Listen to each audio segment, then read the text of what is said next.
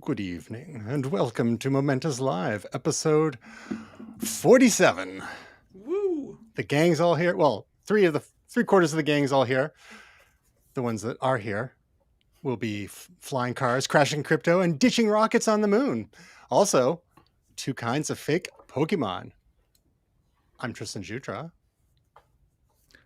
I'm William Silver. And I'm Gray Williams, and we are somewhat on time. I think we're kind of on time. As much as one can be in the pandemic. Keep telling yourself that.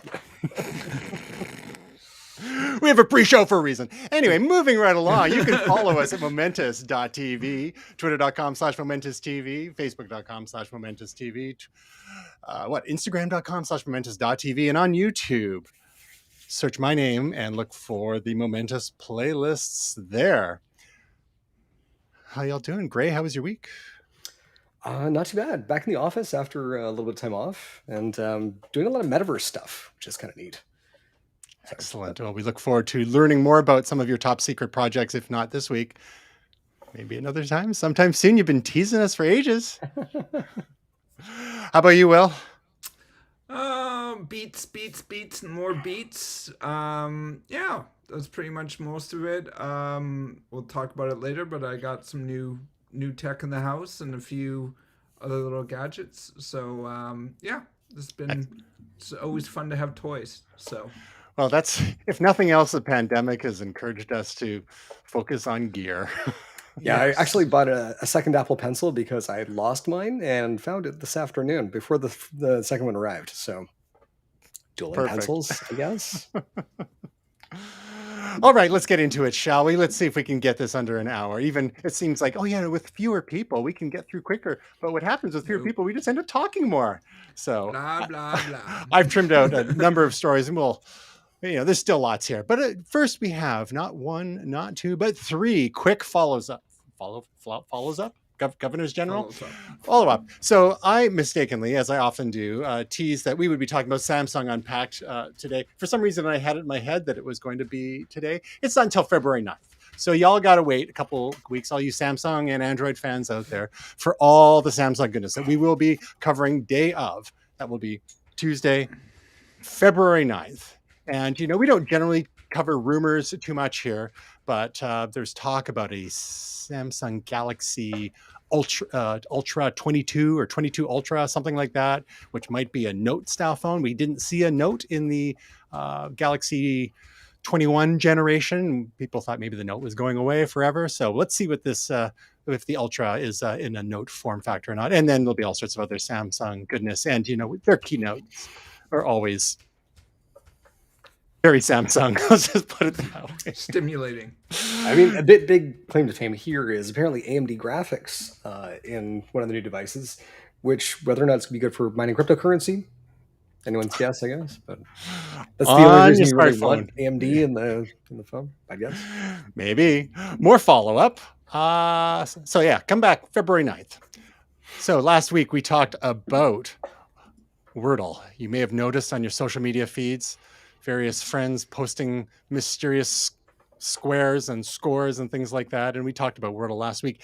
And Letteral, which is the even stupider version of Wordle, where you just have to guess a single letter. More of a joke than anything. But, it's good, clean internet fun. It harkens back to a simpler time. Well, if Wordle, one of the things with Wordle is that it only gives you one puzzle per day. And that's actually kind of nice. You don't end up going into that infinity pool of gaming and screen time and all that sort of stuff. So just one a day, and then you have to wait until midnight. Some people stay up midnight just to get their next Wordle. But now we have Absurdle. Discovered this just after our show last week. So it's basically like Wordle, but harder. And it's adversarial in nature. Let's put it that way. So when you start to guess letters to try to guess the word, it will continuously change the word. So let's just put it that. So you got a moving target. It will keep changing the word on you based on the letters that you've guessed so far. So basically saying, oh, what other words could we make with all the remaining letters? So it'll if you're concerned that Wordle wasn't taking up quite enough of your time, go and check out Absurdle. Yeah, and it can take up even more. I picked the word purge as in I'm purging Wordle and Absurdle and Queerdle and all the other ones from my life. Oh, come on. There's more to life than Destiny, Gray. Is there, though? Okay, so let's see. Let's try the word quail. Oh, we got nothing. Great. So, well, that limits things for us. How about Rents? Go with rents. Rents? Yep. Oh, there's two. We're not going to do this whole thing live because we'll be here all day. But we know that R and E will be somewhere in here. But anyhow, just give it a go. Absurdle. Next bit of follow-up. So we're going to slam through these guys. This is... Whoops. Oh, no. We're back to gray territory here. Yeah, we're going to see if we can make a record for a number of times we mentioned the James Webb Space Telescope. This is going to be it for a little while until we start. That means you take a shot. Exactly. But the most recent update is yesterday. It arrived at its new home in space. So that's almost 1 million miles. It's 1.5 million kilometers away. Graham has mentioned the Lagrange point a couple of times. Gray, do you want to refresh us on what this means now? Where is the James Webb, and what is it going to start doing, and how long is it going to take before we start seeing some action from it? Yes. So, I mean, essentially, like where it is orbiting around this point out in space, Lagrange point, which basically gives it a spot to orbit around where there is no celestial body. Essentially, it's basically using that point as an axis to orbit around. What we're looking at here is the same type of imagery that we were getting from the Hubble Space Telescope, just in far greater definition. We're going to be basically looking farther and deeper into space, and also, as such, as mentioned in the last episode, further back in time. So we're going to be, taking a look at things that have already passed, but getting a better idea of how our universe has developed. When we're looking at getting our first images, there's probably a couple more weeks of calibrations that need to happen. But I can imagine that we're looking at, I think it's probably within the next 3 or 4 months, I believe. So don't have that right offhand, but. Well, I remember how stunning some of the images from the Hubble was once they finally got it focused. I think they had to do at least one repair mission to get it going properly. But if Rocket this one, surgery. exactly, Literally. So if this one is working out of the gate, we can only imagine the kind of imagery we'll get out of this. It'll be another, order of magnitude in hopefully greater detail, resolution, and so on. Fueling the desktop screenshots of a generation to come. That's right. We need our 6K high-res space shots for those with the... For your brand new Samsung S22. I was going to say, your old Apple XDR monitor that cost you $5,000 US plus $1,000 for the stand to go with your Mac Pro that had $500 wheels. Rumor has it that we're going to see a more consumer-oriented entry this year in the XDR range. We broke our promise to avoid talking about Apple this week. Our unspoken I had 2 promise. delicious apples for lunch. All right. Well, speaking of space, that's it for follow-up. But speaking of space, after 7 years, a spent Falcon 9 rocket stage is on course to hit the moon. So this, of course, is one of the remnant from one of the SpaceX rockets that lifted off on February 11th, 2015. It's hard to believe that SpaceX has been going that long, but in partnership with NASA, they've been doing all sorts of great stuff with their reusable rockets and whatnot. So in this case, the second stage was high enough that it did not have enough fuel to return to Earth's atmosphere, and it also lacked the energy to escape the gravity of the Earth-Moon system. So it has been following a somewhat chaotic orbit since 2015. So, some people have likened this to the 3-body problem, whereby you've got 3, motion objects in motion, and it's much more complicated than simply 2 objects in motion, how they interact with one another. We've got the Earth, we've got the moon, and then we've got this big hunk of rocket stage, floating around as well. What's going to happen to this, Gray? Well, just Big Hunk Rocket Stairs is actually the name of my punk band in high school, so that's great. So essentially, like it's going to collide, and it's not going to slow down. There's not much in the way of atmosphere on the moon, and I mean gravity is lower. It's 1/6 of Earth gravity, but it's moving pretty damn fast. Do you want the crazy conspiracy-minded moment here? You've heard me talk before about how Mr. Musk has all of these companies that have aligned in a way that actually befits space exploration and colonization.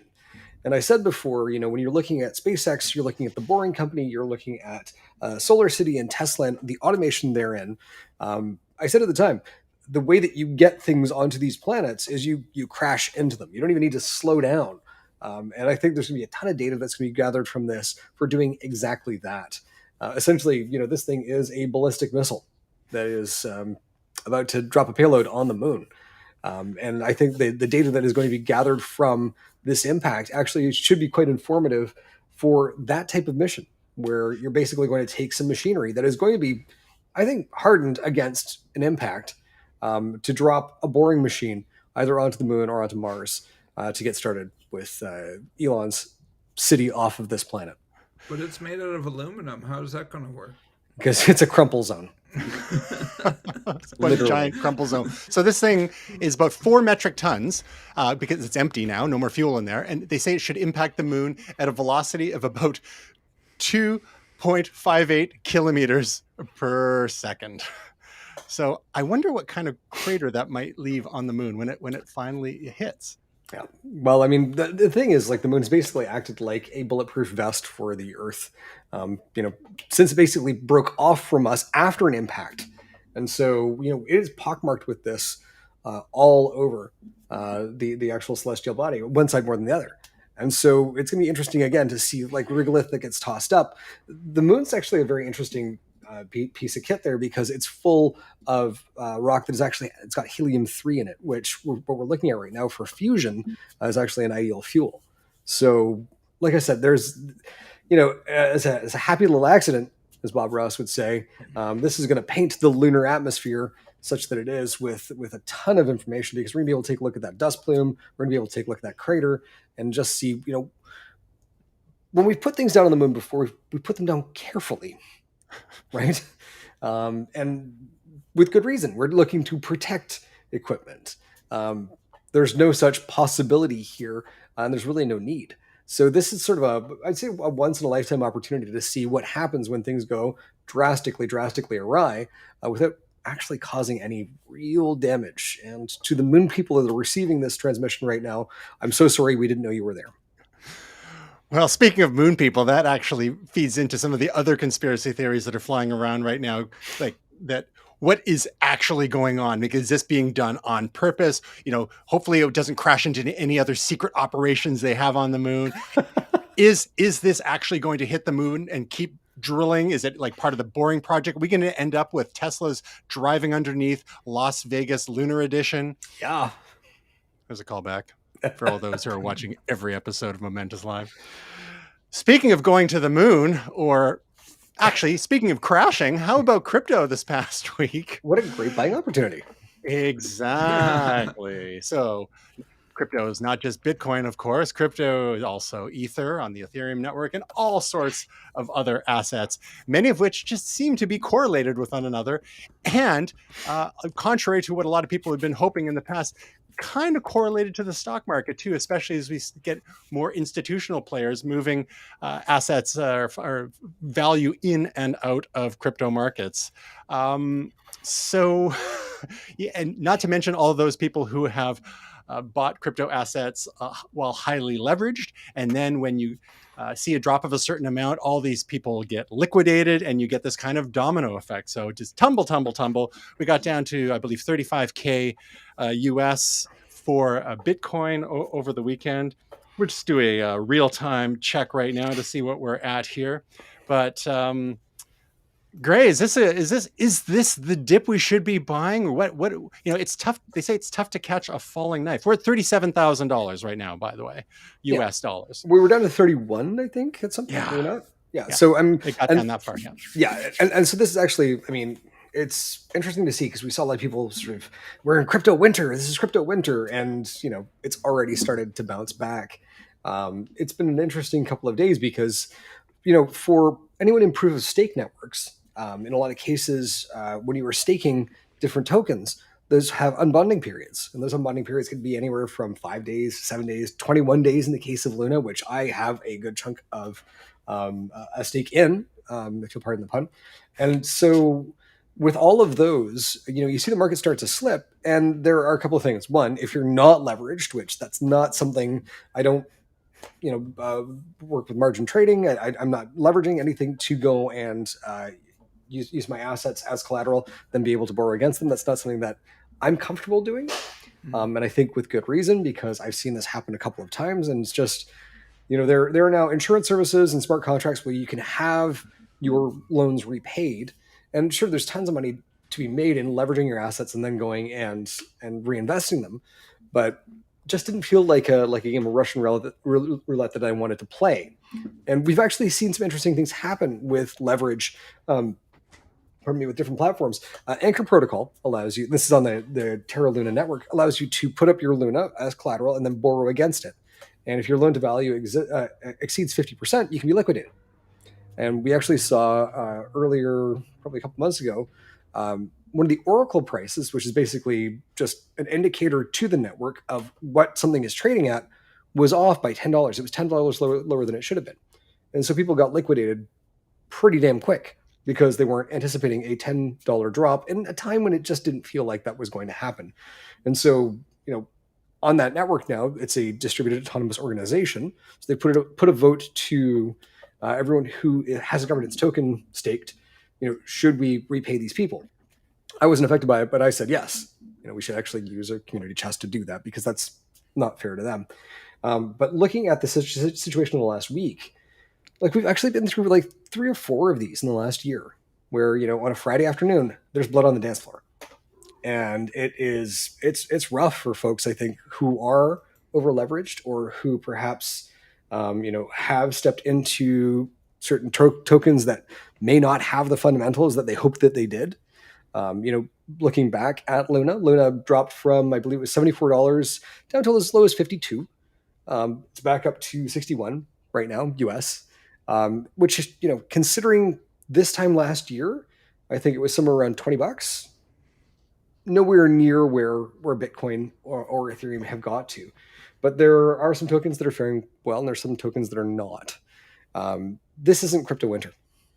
And I know a lot of folks were kind of, I don't know, it seems like there's some schadenfreude that people are really hoping that crypto doesn't do well. I think maybe because they have decided that it's a Ponzi scheme or any number of other things. And don't get me wrong, there are tokens out there that I look at and I'm like, that looks pyramidish. But in a lot of cases, you got a lot of really smart people who are working on smart contracts that are to the benefit of everyone involved in them. And in a lot of cases, those tokens are actually, they're doing okay.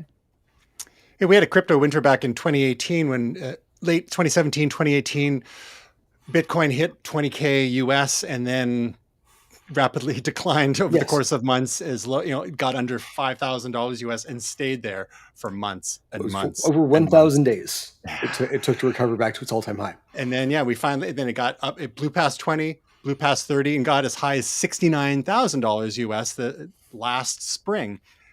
So one of the things, though, when people buy the dip, and whether it's 31 as low as it got or 34 now, to expect that it's necessarily going to go straight up again is not necessarily realistic. It could be a while. It could hang out below 40K for quite a while. So, so people just have to bear in mind that a lot of this is speculative. It's still very early, and I've had more. At least one person say to me, "Oh yeah, I was waiting for this dip, and I was going to buy now." It's like, okay.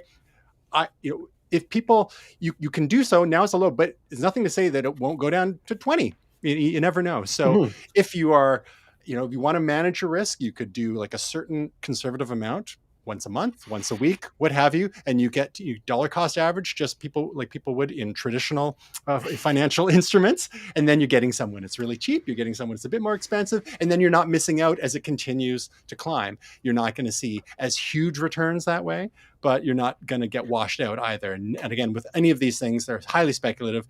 Maybe 1% of your total portfolio, and don't invest more than you're willing to lose. That's what I keep telling people, because like people get really 10,000? excited. It was Say again? like 10,000 like 2 years ago or something like that. Like it's gone up tremendously in the last 2 years. Yeah. So, Will, I guess the question to you is that I think you're still the crypto virgin among us.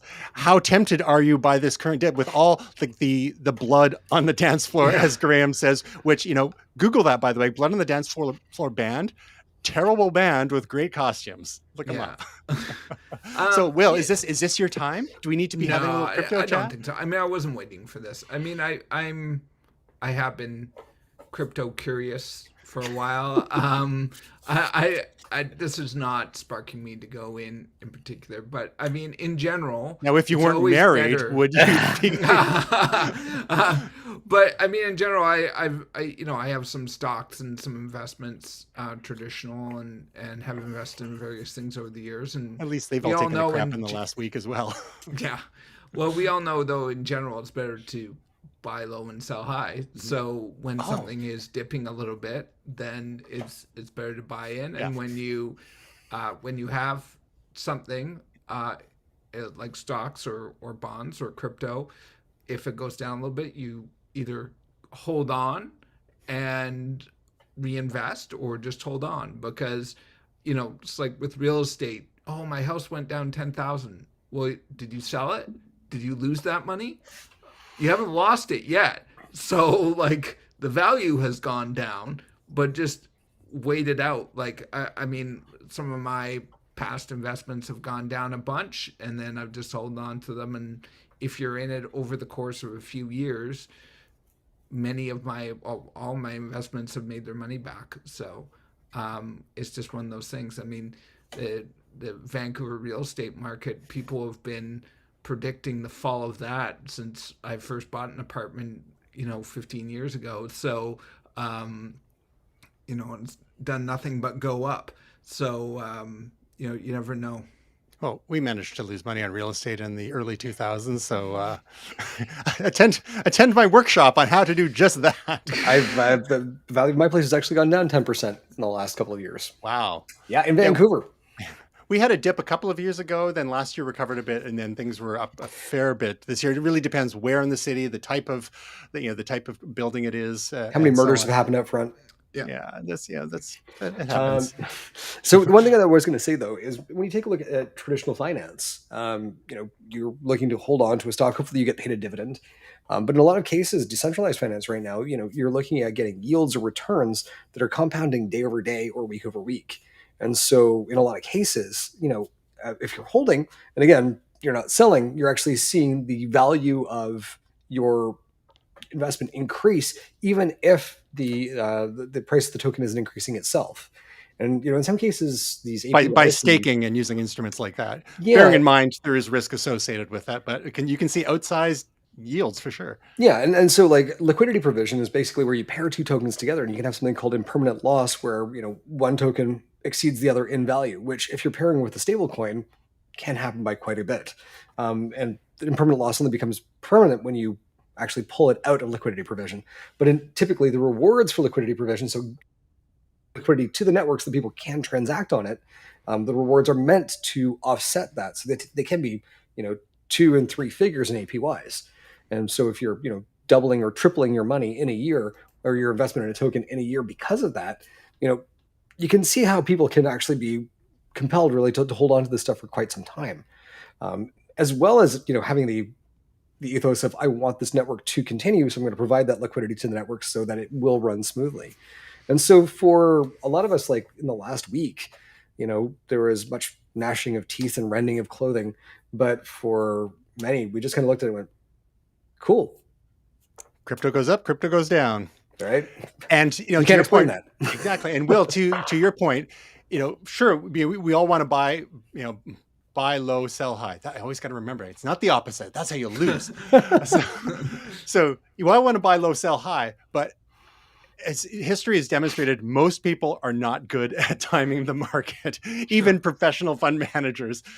Straight up, when you talk about the stock market, straight up index fund ETFs outperform 80% of mutual funds. So even when it comes to crypto, it can be equally fraught as well. So my advice to most folks out there is that if this is a space you're interested in, decide for yourself how much you're willing to put in and set up a sort of routine where you put in some on a regular basis, whether it's daily, weekly, monthly, or whatever. Sure. Keep it modest, and you get a bit of exposure to that. And then with some, depending on which assets you acquire, be they Bitcoin, Ether, or some of the more exotic ones out there, if you're tolerant of a little bit more risk, I mean, those two are probably some of the least risky out there, aside from stable coins, which are generally tied to, say, the US dollar.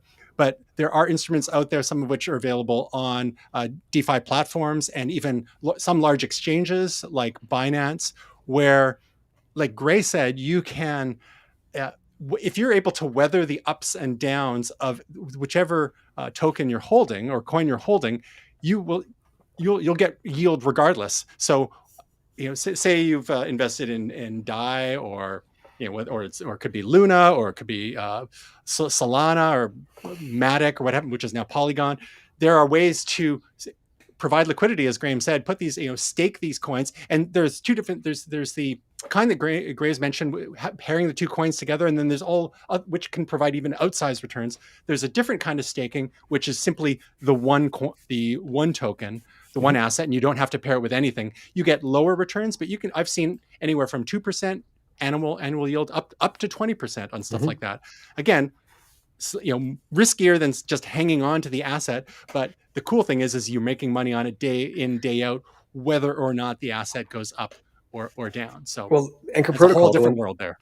Anchor Protocol, the one that I mentioned earlier, it does basically have staking of UST as a savings account, which is currently at 19.45%. You don't have to worry about it going up or down. You just put something in, $1 worth of dollar, and $10,000 at the end of the year is worth $12,000. And given, and Will, this is where it's really important for you and your investments, given that inflation is supposedly up to 6% right now.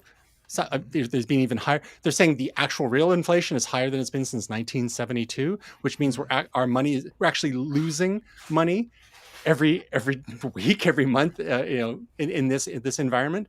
It might be the time to start to look at investments that could try to outperform that. So we're to protect some of our assets.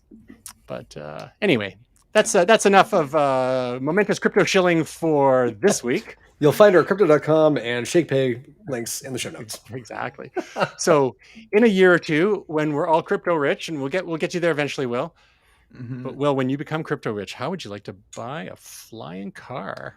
Oh man, that first one, that Jetson One or whatever, I'm all over that.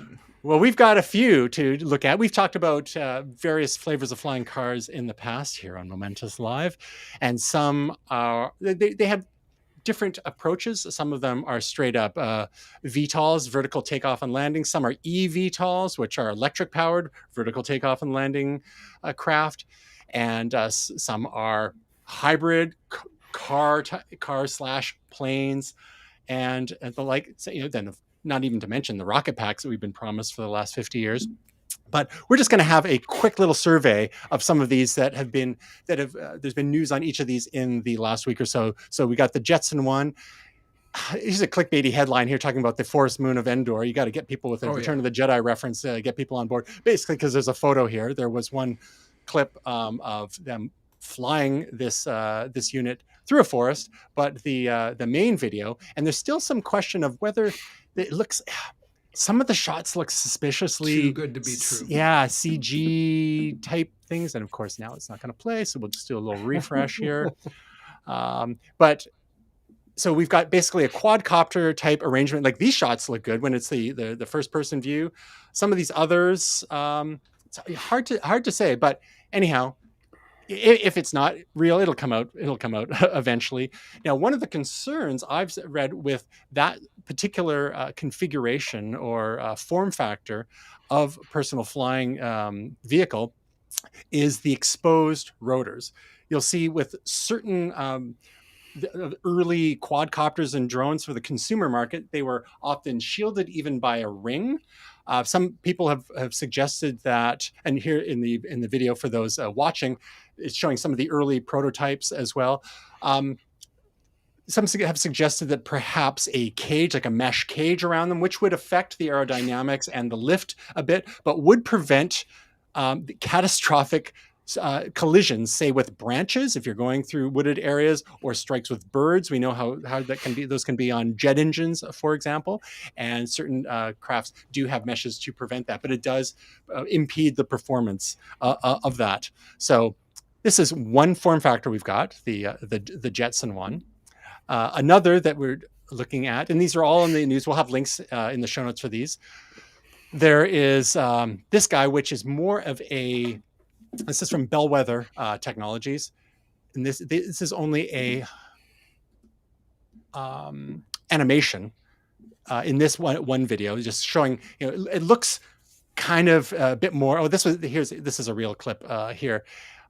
Looks like they're still in testing. It only got about 15 feet off of the ground, but looks pretty spaceshipy and kind of cool. It goes up to 25 miles an hour. So that was one. And then there's one called the AirCar. Now, this is a little confusing because there's two different VTOLs out there called AirCar. One is at aircar.aero, and it looks like this. One of the slickest devices, almost like a squished in Tesla with the quadcopter arrangement, the 4 sets of rotors, the 4 sets of dual rotors. Pretty slick looking device. Not a lot of real world footage of this yet. Lots of concept drawings and whatnot. But the other AirCar that was actually in the news and has been certified to fly in the EU, it's from a Slovakian company called, the name is escaping me off at the moment. I've got in this other link. Oops, nope, that's the wrong thing. Well, we'll play the video and just look how badass this one is. And for some reason, these aren't. I think it's just called the AirCar. Yeah, the company name. So that's to be careful. You got to be careful when you're Googling it, because you don't want to end up with the wrong AirCar. So this one is. We'll find it after. I'll just show a little bit of the clip here. So they got certificate of airworthiness by the Slovak Transport Authority. And this is a full-on car, pretty slick-looking car, that it needs about 2.5 minutes to convert. The wings fold out, and then you can fly it around. So this isn't doing the quadcopter approach. This is more fixed wing with a rear-mounted prop on here. They've had over 70 hours of flight time so far, 200 takeoffs and landings. And this is gasoline powered. And it flew from one airport to another. So it's not like you can just take off or land from your highway, although that would be the dream. Way to freak out your fellow motorists. But traffic is for suckers. I'm out of here. Yeah. But just gotta get this sucker to 88. So, Will, let's start with you. Of these different concepts we're looking at, some more real than others, and which one speaks most to you? I mean, the Jetson looks pretty fun, but you make a good point about the rotors. I think also it does sort of look like you're jumping in a cage. There's not a lot around you in terms of it being a car. It's more like a sports car. It doesn't seem all that comfortable, but it does seem kind of cool. Especially with the clickbaity going through the forest moon of Endor, it does seem sort of like you'd have a great. I know their target market. Yeah. Plus it's called the Jetson, but exactly. But I think that other one that looks pretty slick, where it just got a few feet off the ground. That one was pretty cool looking as well. The AirCar looks a little bit boring, but if it works, that's the important thing. It won't trim your hedges like some of these other ones will. Yeah. Yeah. So the second AirCar, the one that is actually looks more like a car and is convertible, is made by a company called Klein Vision, Klein Vision, and they're based in Slovakia. Whereas the AirCar Aero is it looks like it might be Turkey based. Mm. Not to be confused with Turkey Baster. How about you, Gray? Which of these designs are you most tempted to be spending your future crypto earnings on? To be honest, AirCar.Aero really looks like the one that I would buy. What I'd really love to see, though, is actually like a Delta Wing enclosed set for the rotors, because that would actually give you a little bit of protection around them. And then actually seeing the same sort of rear-mounted prop on the back of this AirCar here to actually give you forward thrust. It's been interesting, like looking at these systems as well. We were talking about the one vehicle just getting 15 feet off the ground. You don't need to get up to aircraft cruising height for these things to be effective. You just need to get over traffic, right? And really like looking at that, I'd like to actually be in a space that maybe there is a stratification where we have, higher speed, lower altitude vehicles that are not in the way of traditional air traffic to get from place to place. And to be honest, I would be happy to not have any actual controls in these things at some point, and just say, set my destination. This is where I've got to get to, and this is point A to point B. Maybe you got public transit from the place after that, but I don't need to be driving this. I mean, and that's what AirCar.Aero is promising. That is the one of the four here that is promising to be autonomous. So, I love as such, but I don't want to fly it. Yeah, exactly. So I think that is by definition going to push this further into the future. Let's put it that way. Well, yes and no, because like when we're looking at the way that autonomous drones move right now, and especially if these are pre-programmed flight paths, right? When you're taking a look at them, the sensors that are in them, you've got LiDAR, you've got radar, you've got cameras. If there is an emergency, especially if we are a little bit lower to the ground, it's probably not going to be doing the speeds that traditional aircraft do. So it might take you, from here to Victoria, it's going to be 45 minutes instead of half an hour. But it's still going to be a hell of a lot faster than driving, right? And so even at those speeds, though, if you need to ditch, it's relatively easy to do, I think. So, well, I guess one of the other considerations is, will these various designs have sort of emergency airbag type things that can deploy? The kind that were used for landing rovers on Mars 15 years ago, in one of the approaches that was taken there. The spray foam from Demolition Man. Yes. That's where I like to see this go. So I guess the difference between this sort of thing and regular autonomous drones, the kind we see doing or replacing fireworks shows and whatnot, the coordinated approaches, is those drones aren't filled with bags of meat. So if they crash, it's going to be a little messier. First step, we just equip all of the drones that are doing fireworks with hot dogs. Yeah, you got to learn somehow. Right? Now, the Klein Vision AirCar is the only one of the four that actually serves as a car, like that you can drive on the road as well. So that's one thing that differentiates. So it's really exciting to see so much activity in this space. We have, I think, Uber. We in the past we've talked about Uber looking to have a Uber Air in New York City. What the final choice they'll have for the design, I think, still remains to be seen. But watch this space, so to speak, or watch the skies, because it could start looking different, in the next say 5 to 10 years.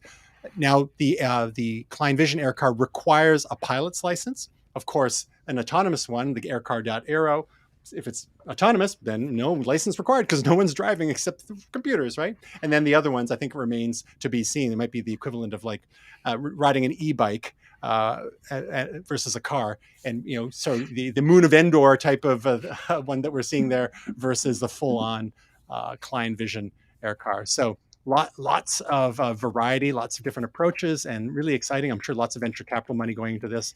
High risk, but potentially high reward. Again, if they can get through all the regulations that are bound to be enforced, with all the aviation authorities probably pooping their pants over these kinds of things on the horizon. So we'll put those on our wish lists, and we'll hold on for dear life. We'll hodl onto our crypto holdings. That word that started as a typo, someone tried to type in hold, and they typed HODL, and it became a meme in the crypto world. HODL, HODL. Well, just hang on for dear life with those crypto holdings, and 2, 5, 10 years from now, there'll be AirCars for everyone. Whoop whoop. In the meantime, we'll have to amuse ourselves with some gaming, perhaps some faux Pokemon gaming. There's the Pokemon satire Palworld serves cute creatures for dinner. So just imagine you're playing some sort of Pokemon game, but imagine that you could actually just member them and eat them. That adds a whole new level of appeal, doesn't it? Yep. Yeah, it does. So, Will, is this Gray? Is this close enough to Destiny to get you interested? Oh yeah, just right adjacent. Absolutely. What? No. but look at all these pals, these cute little pals, and look, you can get them to water your gardens for them. No, you're not buying it. Well, and here's the thing. Like, I mean, you played Pokemon Go, and we played just a little, yeah, just a little, and it's interesting, and the collectability is sort of a fascinating thing. Actually, like seeing all of these new NFT projects pop up, where people are literally just taking pieces of an image and having it randomized, and have the catch 'em all mentality it runs deep with people, and the idea that you might find something that is incredibly valuable, I think, is there as well. This looks like a cross between like Final Fantasy, Oddworld, Abe's Odyssey, and I guess Half-Life almost. Like it's got just such a bizarre aesthetic, and good for them for coming up with this. Because if you're going to knock something off, knock everything off, including the actual characters. So yeah. How about you, Will? I'm not sure. How much gaming are you doing lately? And is this the kind of thing that's lighthearted enough that might suck you in?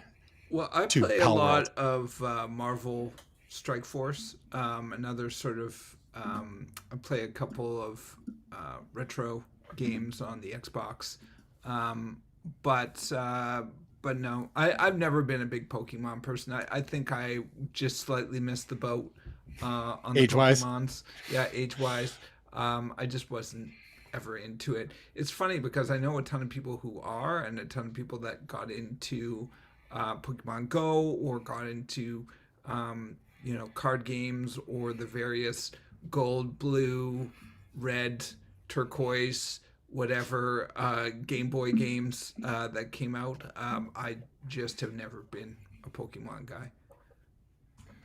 However, you seem to stumble across YouTube videos that with the latest in Pokemon news. Speaking of fake Pokemon, it's not just for video games anymore. What's this story all about? So I thought this was kind of interesting, especially talking about crypto a little earlier, because trading cards, sports cards, Pokemon cards, and it ties into part of that collecting, as Gray was talking, with crypto and NFTs, has been really, I think, a big thing in the last year or so. Jake Paul, who I'm not a big fan of, but he has been... YouTube influencer Jake Paul. YouTube influencer has been notable about buying a lot of very expensive Pokemon's cards. He spent $1 million on an unopened first edition box. He spent $200,000 on a single card, I believe. And then I guess a little while ago he spent $3.5 on a sealed case of first edition Pokemon boxes. It turns out that was fake, which also is something that people are talking about with trading cards since they've been exploding in the last year or so. That there's a lot more counterfeit cards going out there. So he spent $3.5 million on the sealed authenticated case. It was authenticated by an authentication company. They're G.I. Joe cards inside. Oh.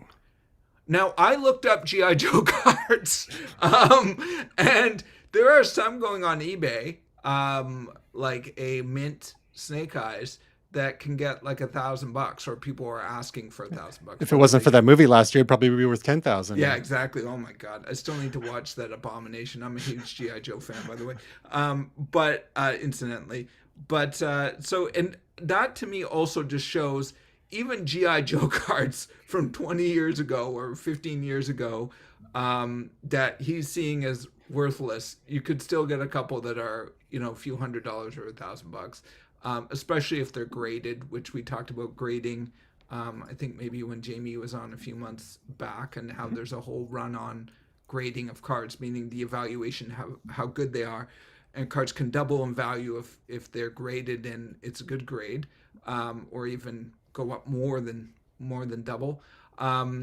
So I mean, that's the other thing about this, is that it was authenticated by a authentication company who thought that it was a real sealed box, and of course they didn't open it because part of the appeal was that it was sealed. So They got to get them some of those airport scanners or something. yeah. So, well, it had gone through an airport, it had gone through a scanner, and they saw that there were cards inside. They just didn't know what cards they were. They were GI Joe cards. So yeah, that's and this is the authenticator talking about why he authenticated it. So yeah, so 3.5 million, and it's not worth all that much. This seems like the ideal thing that you put in escrow, right? Like, you know, and there's got to be some sort of blowback for the person who sold him this. So I'm looking at this, you know, watching this YouTube video. I'm like, how many views? Because like Jake Paul and Logan Paul, they are eminently hateable. Yes, like just they're detestable human beings. At least the characters that they play on YouTube are. And so seeing them get their comeuppance is delightful. And they're like shot in front of a word of the day. It's just like, ta. This is all. There's a wrestling saying, and they basically are wrestling villains. Yes. And the wrestling expression is a boo is as good as a cheer. Yes. Meaning that as long as they're paying attention to me, and if they're booing me, I'm getting a reaction, which means that people are watching me or people are paying attention to me. And on YouTube, it's definitely true. If you can get people to hate watch you, then that's almost as good as like watching you. So totally, when you're making half a cent a view, like that can add up pretty quickly when you've got the kind of the number of subscribers they have, and then the additional reach provided by the algorithms, because there's so much engagement happening, even to people leaving comments, like talking about how stupid they are and how much they hate them. Well, that just drives the algorithm and puts those videos as suggested in front of other people. So they're laughing all the way to the bank. So correct me if I'm wrong, though. The term in wrestling for something that you portray as real, like these are true. This is kayfabe. Yeah, like kayfabe. This is kayfabe, and so these heels are giving us some work. They're putting work in. Yes, and So even the boxes inside were Pokemon boxes, but inside of those little boxes, you said they're GI Joes. Yes.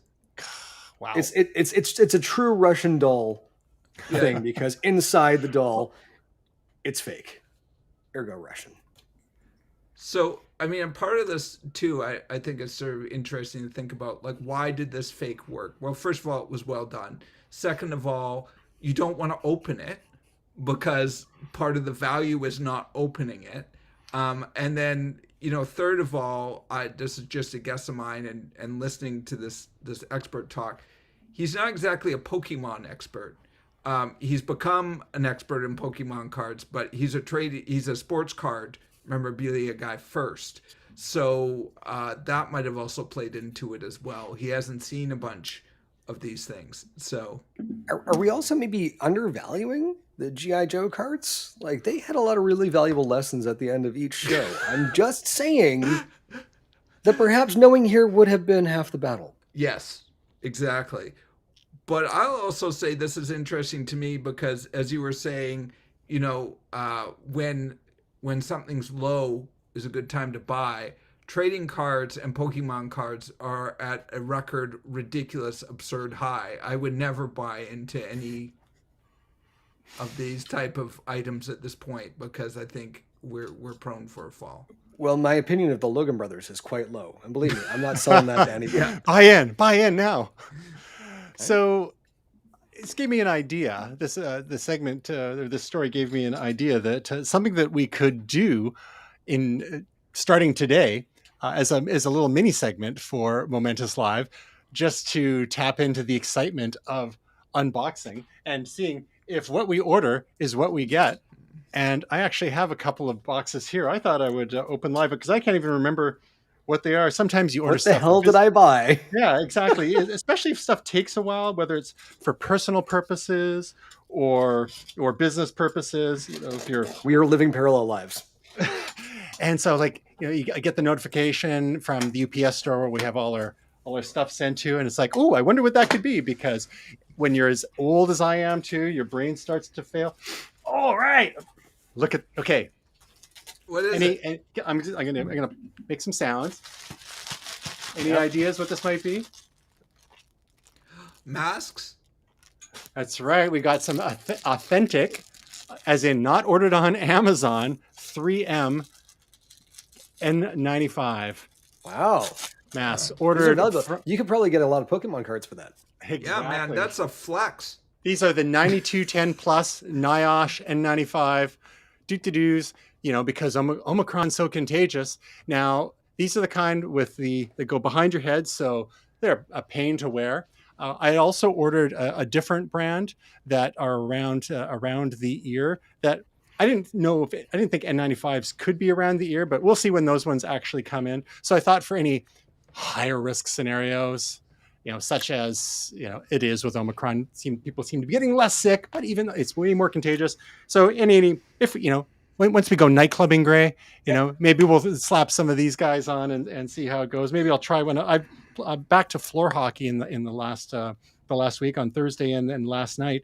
And this is the first time I'd ever played with a mask aside from when we had smoke in the air a few years ago. And I played with an N95 then for roller hockey outdoors. And it was really hard to breathe. So I'm going to try one of these out on Thursday and see how that goes. Because with the surgical mask, it wasn't too bad. And like everyone that we play with is triple vax at this point. But so I ended up buying the ones. I ended up buying the ones with the dust mask that actually had the exhaust valve in it. Oh, and someone gave me a hard time about that. Yes, because you're a bad person. And I just said to them, "But I don't care about you." Exactly. Is that unclear? Maybe. And so this is my way to say, keep your distance because of the exhaust. Keep you 6 feet, right? I don't want what you got. I stay inside all day. Don't you know, Gray? The mask isn't for protecting yourself; it's for protecting others. No, that's what it was like 2 months ago. Now it's for protecting me. All these idiots out there getting Omicron. Yeah, but it was like a year and a half ago when you were wearing the exhaust ones. Don't retcon this. No, that was the Cambridge mask. That was the Cambridge mask. Now the Cambridge mask has a valve deactivator in it. No, I'm talking about. I bought some 3M ones. Oh, I see. I just ordered. I just opened the other box, and speak of the devil. It's the other kind of mask, and these are from DentX Canada, FNP Inc. certified Aboriginal business by the Canadian Council for Aboriginal Business, made in Canada respirator masks. So these don't necessarily. They do say N95, and although they are around the ear kind. So well, you got to fit properly, right? So. Exactly, and the beard kind of like makes it all pointless anyhow. But yeah, so that's exciting. We have a theme in the things we opened this week. I had no idea what those would be. Right. So we should save your boxes for the next episode's Momentous Live. It's funny, as I'm talking, I'm getting so excited about getting these masks. I can see the droplets spraying out of my mouth. It's topical. Yeah, literally. You're going to get it on your surface. So that was this week's installment of Momentous Live Fun Boxing. Mm-hmm.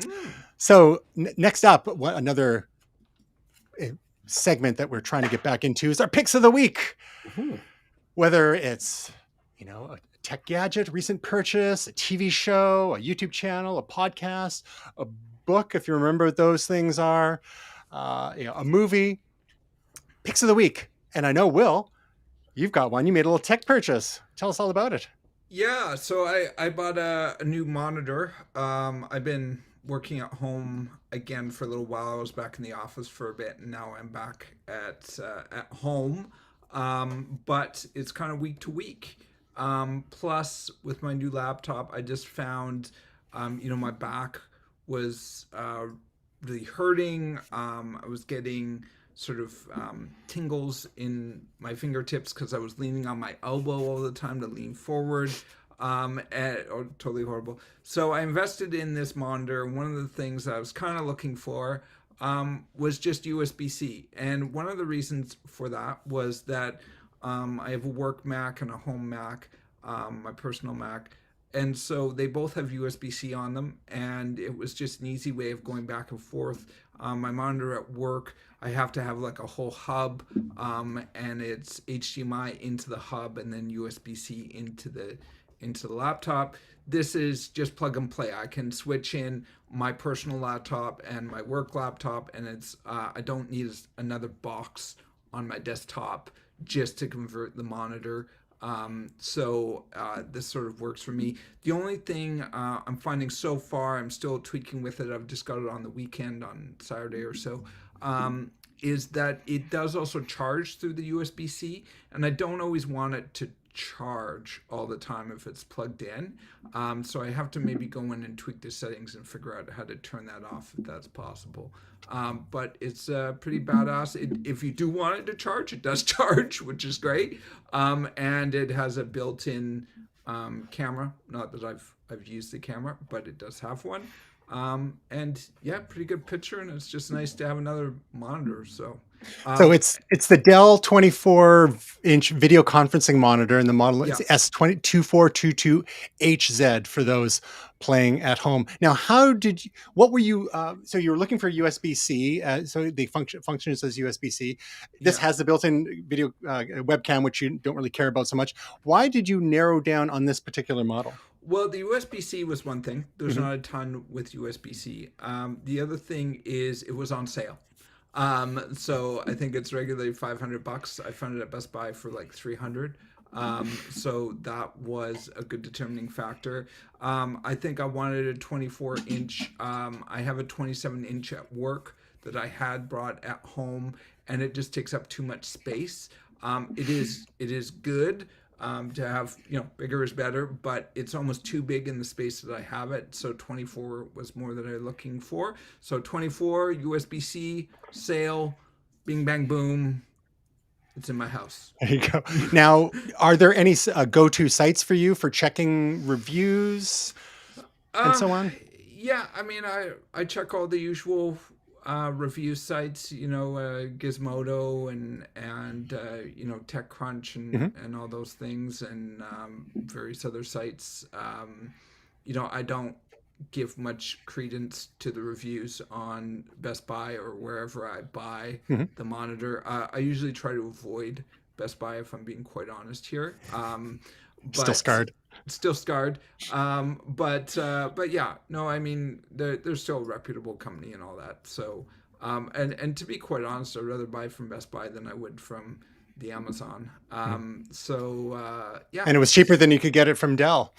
Yes.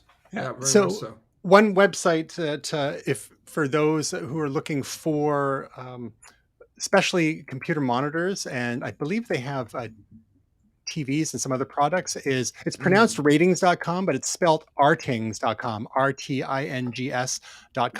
Televisions, headphones, and monitors seems to be what they specialize in at the moment. They also have sound bars, mice, keyboards, printers, vacuums, blenders. So they've been expanding, but their legacy was really TVs and monitors. So you can go and check that out, Will. And they say most people do more research after they buy something to almost to validate in their minds their purchase than they do research before they buy something. So, but for future purchases, check out rtings.com. Of course, there's always the Wirecutter, which was bought by the New York Times, and now you gotta have a New York Times account to be able to access it and so on.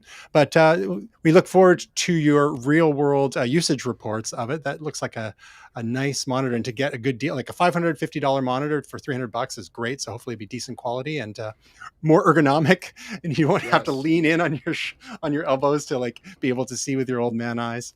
Yeah. Good stuff. Thanks for that. Now, Gray, you have a media pick this week, and it's on Disney Plus. Yeah, and actually, I can only report on the first half of it because I only watched half of it last night, but I was really enjoying Encanto on Disney Plus. Okay. And so this is how you know when someone's pick is a little less bad. Well, and so we ended up watching this, and it just got a little bit late. So we said we're going to Mhm. finish it tonight. But it's I believe it takes place in Colombia, and it's about a young girl who's part of a family who's blessed by a miracle. And Okay. so everyone in the family, as long as this candle burns, it basically built a house for them, and everyone in the family has magical powers except for this young girl. And there's some talk of Bruno, who we don't talk about right at the beginning of the movie, who's a brother that has disappeared, her uncle. And so when her powers don't manifest, she obviously feels left out. And when I believe one of her younger siblings or cousins gets their powers, she has a vision of disaster and goes in search of answers. And that's actually where we left off. And it is charming, and they're great little songs. There's a great one of her sisters is super strong and super buff and has this great song about being under the pressure of always having to perform. And it's something that really kind of speaks to, I think, a lot of the pressure that a lot of us have been under during this pandemic. And so I found it really resonated with me. And so I'm without even seeing the end of it, maybe I can come back next week and let you know whether or not it was good, but I can recommend the first half of Encanto. And so to clarify, is this Disney or is this Pixar? This is a Disney film. Wow. Yep. And hit all the right spots for you. You know, what would be truly a miracle is that if Disney Plus would actually work while you're trying to stream. But thanks, DRM. By the way, So- that we don't talk about Bruno was stuck in my head hardcore. We watched that around Christmas time, and I've had it stuck in my head for a long time. Haven't got to that bit yet. So No Well, spoilers. You do know that it's a tremendously popular song at the moment. It's the most popular song since Let It Go for Disney. I haven't heard it because I've been under a rock. Plus, we don't talk about it, so you know. Yeah. So I should let it go. That's, I understand. Well, I see what you did there. I probably wouldn't recognize it if I heard it. I have a confession to make, and this is how disconnected I am from the world of the young and especially toddlers. Is I didn't realize that in Ted Lasso, and this goes back to season 1 of Ted Lasso, that the Jamie Tart chant was based on Baby Shark. Because at that I didn't point, know that either. I had never heard the Baby Shark song before. What? Me either. And I only learned this a few months ago. I'm learning It's this like- right now. Oh my! Will, why don't you regale us with how it sounds? Baby shark, da da da da da. Baby shark, da da da da da. Baby shark, Okay, that's good. baby So just imagine. shark. So now They it's play Jamie it at Tart. sports ball. Dude. It's Yeah, oh. there's a baseball team that plays it. It's a whole thing. I couldn't tell you which sports ball team. It's got to be baseball like team. isn't it the Tampa Bay Rays? Wouldn't it be them? Maybe. but I don't know. I thought it was some random team. It wasn't. It was because there's a whole story behind it. Sorry, that's getting into a whole nother thing. Where the player just wanted it because baseball players have walkout music when they go to hit, and he's like, "I want Baby Shark," so it became a whole thing. All right. Nope, but don't like it.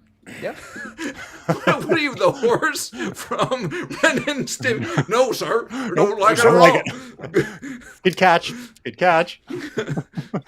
So my pick of the week. This is a show that season 3 actually wrapped up a few months ago, but I wanted to share that as another good gray day. Not a Gray Williams day, but gray like the fog we've had for the last day or two here in the lower mainland, Vancouver area. Wintertime and especially gray days, a great time to binge on some TV. And another feel-good pick. I mean, last week we had All Creatures Great and Small. This one is slightly more irreverent, and it's a comedy based on the Taika Waititi movie from a few years back called What We Do in the Shadows. And they made a TV series out of it. And there are 3 seasons in now. And it's a bunch of vampires living on Staten Island. And hilarity ensues. It's basically, like a sitcom with vampires sharing a house, and they have their familiar who really does more than he is ever appreciated for. Who turns out, you learn in season 2 a bit more about him. One of the characters in the series is an energy vampire, the bald fellow there. His name is Colin Robinson, who works in an office job and drains people's energy there by he's kind of like an actually guy, and he's the sort of person who shares all sorts of information that you never wanted to know about any given topic. What We Do in the Shadows, the season 1 and 2 are on Disney Plus. Season 3 is on FX in Canada. You can access that if you have a subscription to FX through Shaw or TELUS, I believe. It doesn't seem to be on the FX Now Canada website for some reason. But if you enjoy Taika Waititi, who as an actor makes a cameo at some point, I can't remember which season, but he's an executive producer along with Jermaine Clement from the Flight of the Conchords, another New Zealand TV series, musical TV series. A lot of that same sort of quirky humor here in a bit of a different setting. Would highly encourage folks who enjoy Taika Waititi movies or What We Do in the Shadows, the movie, or even the Flight of the Conchords. If you like that stuff, you'll probably dig What We Do in the Shadows, the TV series. So that is my pick of the week. And we have a couple of projects to share. Our esteemed colleague, the lovely and talented Tasia Custodi, has another YouTube video for us this week. And it is how to use Google Tasks, a complete Google Tasks tutorial for beginners. So for those of you out there in the Google ecosystem, deep into the Google ecosystem, which Tasia most certainly is, and I most certainly am not, aside from occasional use of their search engine and, of course, YouTube, because it's hard to escape those things. But there's lots of great and powerful tools, including Google Tasks. So she gives you the deep dive on there in less than 10 minutes, like most of her videos, which is great. And you can find out more about Tasia at youtube.com/Tasia Custodi or TasiaCustodi.com. And then we finally got yet another video up, a momentous video from Will's and my visit to the BC Boat Show last fall. And this latest video is an interview with the founder of Liquid Metal Marine. So that was a great day back in September, Will. We had our little day trip over to Victoria, and we've almost finished editing and posting those. I think we've got one more after this. And then we'll finally move on to the Vancouver Fall Home Show interviews that we did. You know, it's tough until we're all full-time on Momentous, and that's probably going to be, several crypto winnings away, several years worth of crypto profits away. I know Gray's been working on that for us. It can take a while to get these things edited out, but there's lots of fun to shoot and somewhat less fun to edit, but Will's been a trooper there, and we got this one out, so you can check that out at all the different Momentous sites, which we will talk about. You can visit us, momentous.tv, facebook.com/momentoustv, twitter.com/momentoustv, instagram.com/momentous.tv, and on YouTube, if you want to see the videos, the best way to go for now is search my name, Tristan Jutra, and look for the Momentous playlist there. Not only will you find all 47 episodes, actually minus 3, I think we're missing the first 3 episodes of Momentous Live, but all of our Momentous interviews over the years, from BC Boat Show, past Vancouver International Motorcycle Show, and of course CES, Consumer Electronics Show, from a few years back. And unfortunately, some of the other events have been postponed, ones we were hoping to get to this spring, but there's some coming up in a couple of months that we hopefully will not get canceled or postponed, and we'll be back out on the road. Team Momentous at it again. Will, Gray, anything to report in the projects department that we didn't happen to be in our rundown? Yeah, so Minerva's actually announced that they're going to be launching Torch on the Atlo platform. I understood none of what you just said. Can you code that for us? So the wine NFT project that I've been working on, right? They're actually going to be offering their token Torch, and it's going to be launching on Atlo. And Atlo itself, as a platform, is launching on January the 28th. So if you are in the Terra ecosystem and you have funds there, you can actually look at acquiring some Atlo, so you can have a stake in the actual platform, and then Torch will be launching on that not too long afterwards, I think. So I guess the only question that Will and I have is, how can we get rich with this? Stand by. I'll tell you more after the show. So they have a Medium page, medium.com/@Minerva_NFT. And then that's the thing with a lot of these crypto projects. You want to make sure you don't end up on a lookalike. Yes. There is a Discord and there's a Twitter as well. And actually what I'll do is I'll put together some links as well as a little bit of information and actually talk about it a little bit more, maybe next week or the week after. There's a white paper as well. Yeah. Good stuff. We will do our homework on that, and we look forward to confusing people further on that topic. Excellent. Otherwise, that's it. We did it, guys. Well, I looked at the clock. I thought we were going to be done by 8, but not quite. You know, Almost. we're getting there. We're getting there, Yeah. especially when we start on time. For Momentous Live, I am Tristan Jutra. I'm William Silver. And I'm Gray Williams. We hope your week is truly momentous. Wow.